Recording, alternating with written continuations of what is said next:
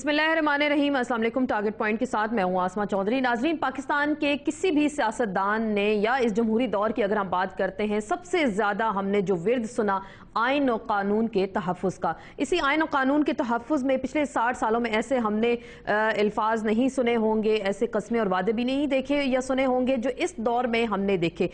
लेकिन आइन की हिफाजत और कसम खाने वालों ने इसी आइन के बीच में छेद भी किए। सबसे पहले तो हमने देखा इसी जमहूरी दौर में जाली डिग्री का केस सामने आया, जिसमें बशमूल हुकूमत और अपोजिशन के कई अरकान इसमें शामिल रहे।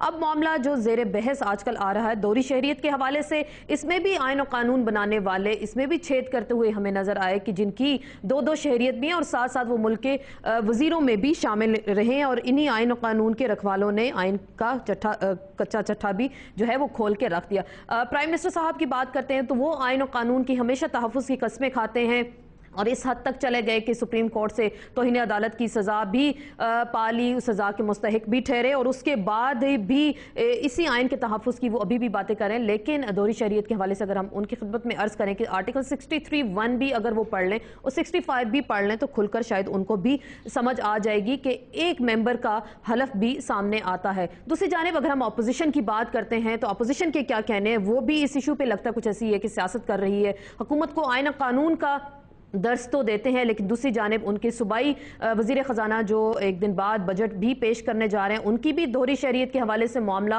गर्म है। कुछ उनकी मज़हब के हवाले से भी बातें की जा रही हैं जो कि अभी मुतनाज़ा बातें सामने आ रही हैं। लेकिन आफरीन है पाकिस्तान मुस्लिम लीग नून पे कि किसी ने भी इस मामले पर गुफ्तगू करना मुनासिब नहीं समझा और पार्टी का मौक़िफ़ अभी तक सामने नहीं आ रहा।